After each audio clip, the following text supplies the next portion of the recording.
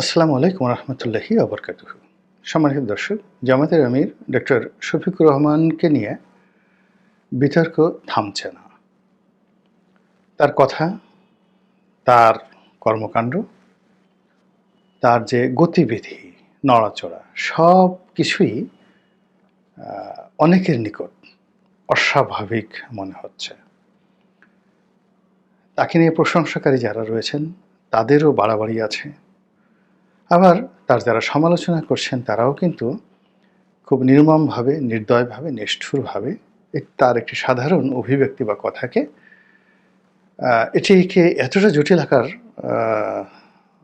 ধারণ করাচ্ছেন বা এতটা জটিল পরিস্থিতি নিয়ে যাচ্ছেন যে এই ভদ্রলোকের প্রাণবায়ু কতক্ষণ থাকে, তার ইমেজ কতক্ষণ থাকে এবং তিনি দলের নেতৃত্বে কতদিন থাকতে পারেন, এটি নিয়ে যথেষ্ট সন্দেহ দেখা দিয়েছে। এর কারণ হলো জামাত একটা খুবই কনজারভেটিভ দল, রক্ষণশীল দল।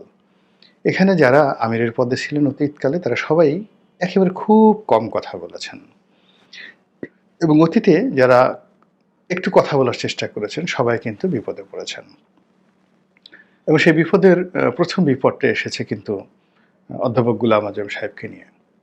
2009 সনে তিনি একটি সাক্ষাৎকার দিয়েছিলেন এবং 71-এর মুক্তিযুদ্ধ নিয়ে তিনি তার যে কথাগুলো বলেছেন সেই কথার প্রেক্ষিতে এইরকম একটা অ্যাঙ্গার সৃষ্টি হলো এই সমাজে, যার জন্য এই যুদ্ধাপরাধের যে বিচার, এই বিচারটা করার জন্য আওয়ামী লীগ রীতিমতো একেবারে বাধ্য হয়ে গেল। এর কারণ হলো যেদিন এই অর্ডিন্যান্সটা পাশ হলো, এই প্রস্তাবটা গৃহীত হলো সংসদে, ওদিন কিন্তু আমি ছিলাম, মানে পার্লামেন্টে ছিলাম এবং আমি নিজের সাক্ষী। আইনমন্ত্রী চাননি এরকম হোক, তারপর স্পিকার চাননি যে ওই বিষয়টা আলোচনা হোক, কিন্তু প্রয়াত মাহমুদুস সামাদ সংসদ সদস্য, মাননীয় সংসদ সদস্য, তিনি একটা প্রস্তাবনা দিলেন এই যুদ্ধাপরাধীদের বিচার সংক্রান্ত বিষয়। আর ওটা নিয়ে সংসদে আলোচনা করতে করতে এমন একটা পরিবেশ সৃষ্টি হলো, ওই পুরো সংসদের যে পরিবেশ পরিস্থিতি না ছিল শেখ হাসিনার অধীন নিয়ন্ত্রণে, না ছিল স্পিকারের নিয়ন্ত্রণে, না ছিল আইনমন্ত্রী কামরুল সাহেবের নিয়ন্ত্রণে। ফলে ওটা খুব অল্প সময়ের মধ্যে একেবারে গৃহীত হয়ে যায়। এরকম আমাদের বাংলাদেশের যে সেন্টিমেন্টগুলো, সেই সেন্টিমেন্টের কারণে এই যে দেখুন শেখ হাসিনা রাজাকার বললেন, রাজাকারের নাতিপুতি বললেন, একটা গালি দিলেন। তো এটা নিয়ে এরকম একটা অ্যাঙ্গার সৃষ্টি হলো, সেই অ্যাঙ্গার কিন্তু দমন করা যায়নি। তা আমাদের এই দেশে কিংবা ওই যে কাদের মোল্লা সাহেব, তিনি সাজাপ্রাপ্ত হলেন, হঠাৎ করে তিনি ভি চিহ্ন দেখালেন এবং তিনি কিন্তু ভি চিহ্নটা দেখিয়েছিলেন খুব চমৎকারভাবে। তিনি জানতেন যে এই বিচার এক সময় টিকবে না, তারপরে শেষে একসময় শেখ হাসিনার রেজিম থাকবে না, ফলে তার যে যাবজ্জীবন হলো, তো সরকার পরিবর্তন হলে তিনি সেখান থেকে বেরোতে পারবেন, এই জন্য তিনি ভি চিহ্ন দেখিয়েছেন। কিন্তু সেটাকে লোকজন খুব সিরিয়াসলি নিল এবং তার প্রেক্ষিতে সেই আইনটি আবার পরিবর্তন করে সেখানে মৃত্যুদণ্ড বহাল করা হলো। এই পুরো বিষয়গুলো মানে আমাদের যে রাজনীতির কৃষ্টি এবং কালচার, সেই কৃষ্টি এবং কালচারে মানুষ যখন অধৈর্য হয়ে যায়, মানুষ যখন খুব সমালোচনা করে এবং একজন আরেকজনকে ভুল বুঝে, তখন তার পরিণতি সর্বক্ষেত্রেই খুব মারাত্মক হয়ে পড়ে এবং যেটির কবল এখন ডক্টর শফিকুর রহমান পড়েছেন।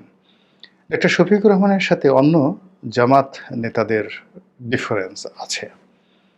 এর কারণ হলো তিনি হোমোজেনিয়াসলি জামাত নন এবং হোমোজেনিয়াসলি তিনি রাজাকার নন, আলবদর নন।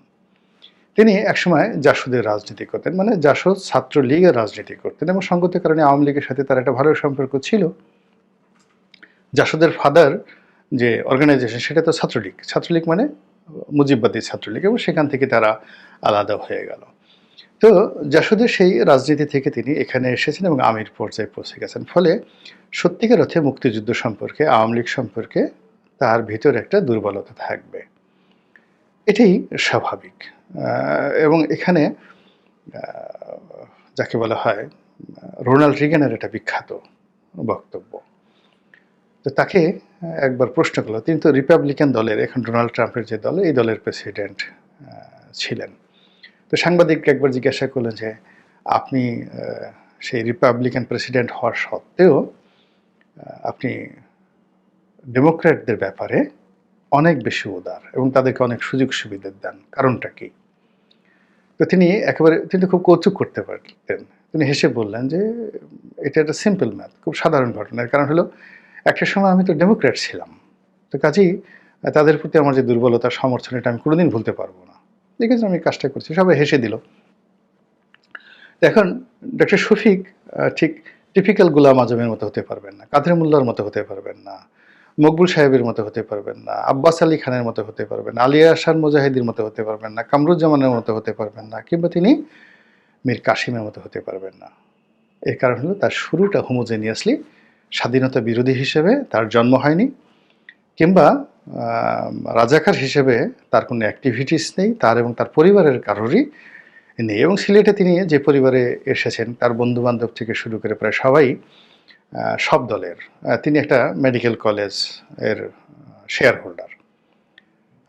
সিলেট ওসমানী মেডিকেল না, সিলেট মহিলা মেডিকেল কলেজ হাসপাতাল, এটা খুব লাভজনক একটা প্রতিষ্ঠান। তো এখানে প্রায় 92, 93 জন শেয়ার হোল্ডার আছে, বেশিরভাগই লন্ডনের।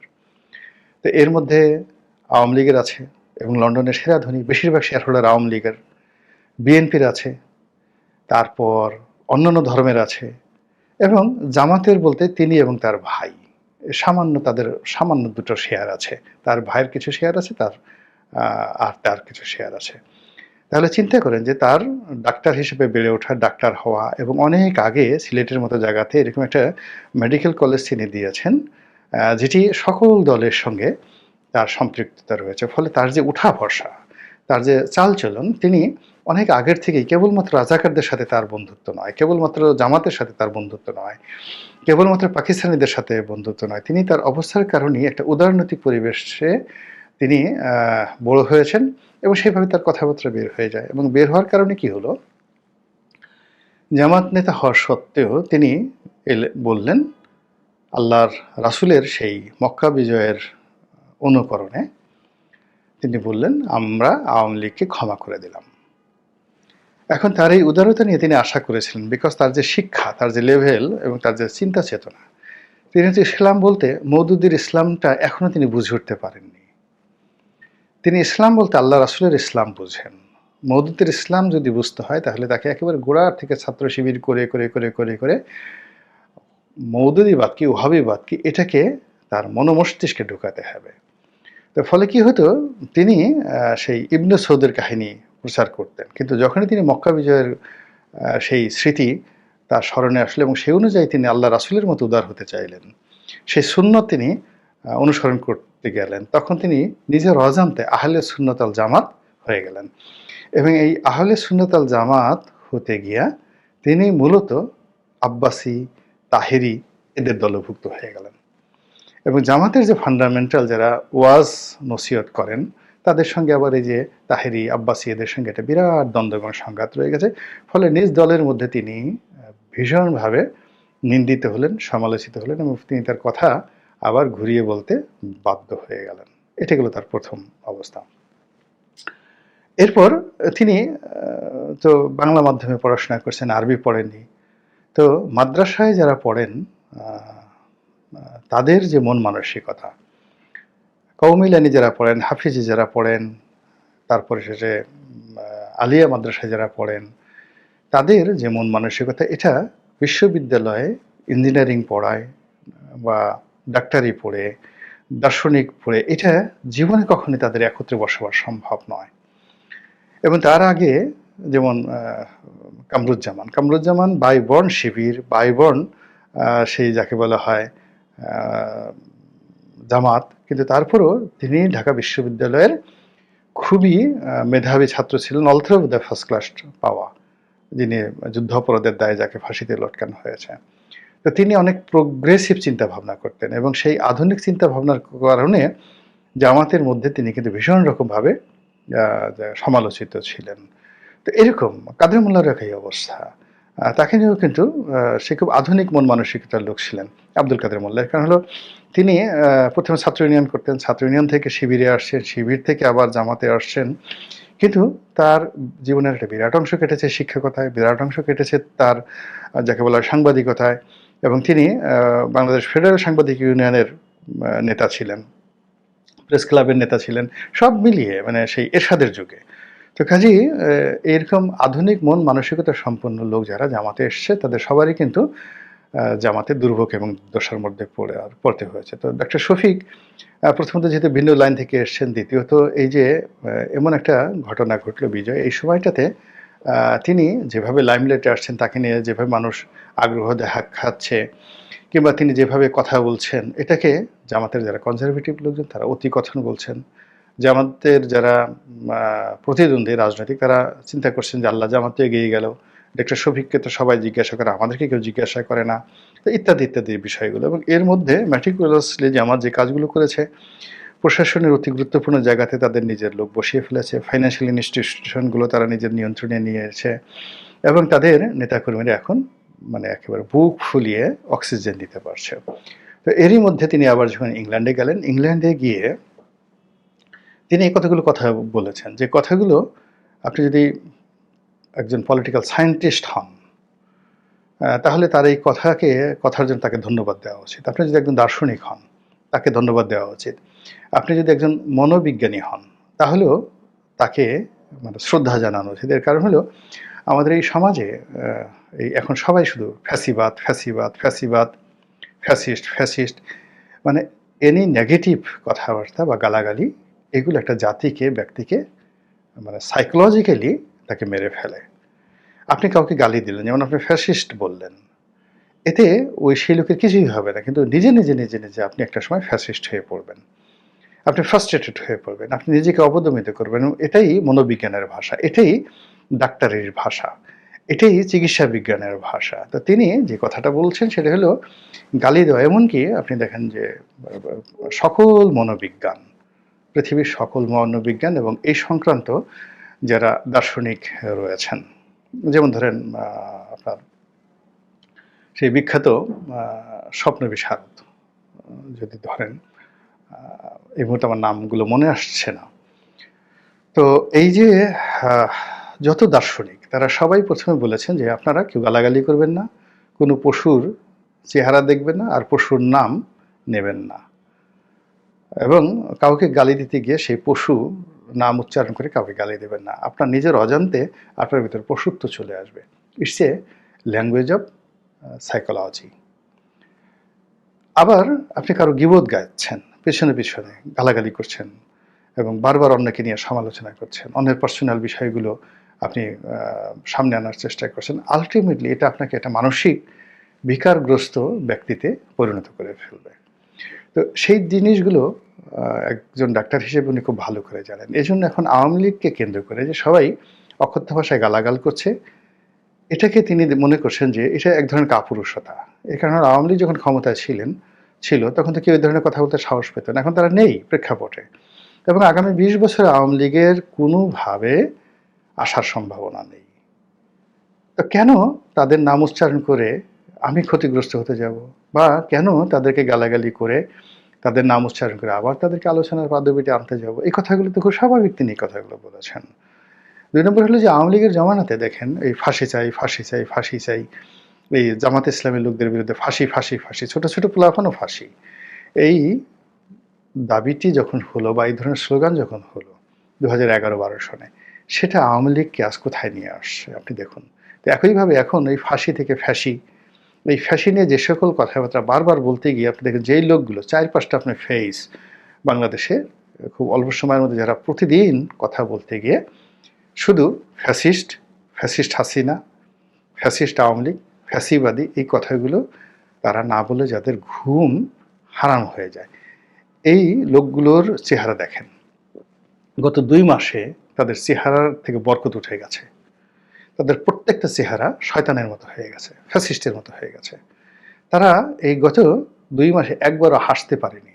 আপনি তাদের কোনো হাস্যোজ্জ্বল কোনো ছবি গত ২ মাসে দেখাতে পারবেন না, যারা খুব ঘন ঘন এই গালাগালগুলো দিচ্ছেন। এই কারণ হলো আপনি যখন গালাগালি করেন, আলটিমেটলি ন্যাচারাল যে আপনার মধ্যে যে একটা গ্রুমিং থাকে, একটা গ্লেশারিং থাকে, এটা নষ্ট হয়ে যায়। যাকে নূর বলা হয়, এই নূরটা নষ্ট হয়ে যায় গালাগালি করা।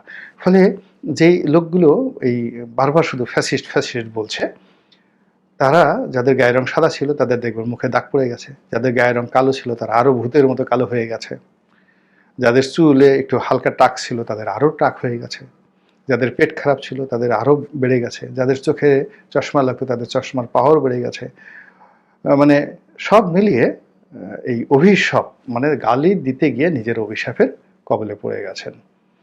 এবং এই জিনিসগুলো যেন জামাতের লোক না আক্রান্ত হয় এর দ্বারা, বা আমরা এই কাজগুলো যেন না করি, এই বিষয়ে তিনি লন্ডনে বলছেন যে এই ধরনের গালাগালি আসলে উই ডু নট লাইক। এই কথা নিয়ে এখন সবাই বলার চেষ্টা করছে, হায় হায় এই কথা তিনি কি বললেন, এ কী ধরনের অলি আল্লাহ।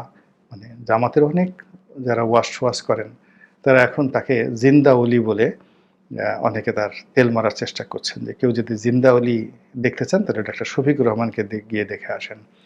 এখন সবাই বলার চেষ্টা করছেন এ কেমন অলি, যে অলি এই শেখ হাসিনা এত খুন করলো, জখম করলো, তাদেরকে গালাগালি করতে নিষেধ করে, এ কেমন অলি আবার সেই গোপনে গোপনে আওয়ামী লীগের সাথে সম্পর্ক করার চেষ্টা করে। যদিও মানে এই কথাবার্তা দ্বারা যারা সন্দেহপ্রবণ তারা ধরে নিচ্ছে যে তিনি আওয়ামী লীগের সঙ্গে একটা আঘাত করতে চান, এ কেমন অলি, মানে এই নানা রকম বিষয়াদি নিয়ে।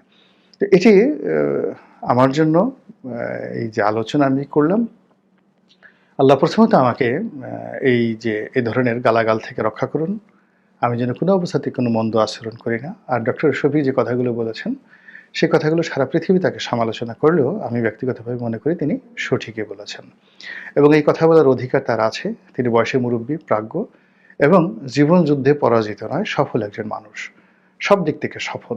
তো একজন সফল মানুষ তার যে কথাগুলো বলেছেন সেই তার সফলতার পর্যায়ে না পৌঁছালে তার সেই কথা সমালোচনা করা, বা তার চেয়ে এক গ্রেড উপরে না থাকলে তার সমালোচনা করার যোগ্যতা কারো আছে বলে আমি মনে করি না। বরং তার এই যে কর্মজীবনের সফলতা, রাজনৈতিক জীবনের সফলতা, একটা দলের সর্বোচ্চ পর্যায়ে আছেন। আমাদের দেশে ডাক্তার হয় কারা? সবচেয়ে মেধাবী ছাত্ররা। তো তিনি একজন এমবিবিএস ডাক্তার, আবার ডাক্তার হয়ে সেই ফার্মেসিতে বসে সারাদিন স্লিপ লেখেন না। তিনি একজন সফল ব্যবসায়ী, সচ্ছল মানুষ, এবং এই বয়সে, তার এই পরিণত বয়সে তিনি যথেষ্ট শক্তিশালী। তার এই বয়সে বেশিরভাগ লোকের পেট খারাপ থাকে, বেশিরভাগ লোক বিছানায় শুয়ে থাকে, এই পায়ে ব্যথা, হাঁটু ব্যথা, অমুক ব্যথা, চোখে দেখে না, হাজারো সমস্যা। মাশাআল্লাহ তাতে কোনো সমস্যা নেই। তো এখন দেখা গেল তার ছেলের বয়সী একটা লোক যে এখন চশমা ছাড়া চলতে পারে না, যে এখন মানে যাকে বলা হয় সংসার চালানোর জন্য তাকে হাত পাততে হয়, চাঁদাবাজি করতে হয়, দুর্নীতি করতে হয়, যে এখনও কলেতে কলম ভাঙে তিনটা, সেই সমস্ত মানুষ যদি ডক্টর শফিকের মতো মানুষের চিন্তা এবং চেতনার সমালোচনা করেন, তাহলে মানে আমি কি বলবো, ওই যে যারা করছেন মূলত তারা নিজেদের উপর জুলুম করছেন। আল্লাহ আপনাদের সবাইকে হেদায়েত দান করুন, আমাদের সবাইকে হেদায়েত দান করুন। আসসালামু আলাইকুম ওয়া রাহমাতুল্লাহি ওয়া বারাকাতুহু।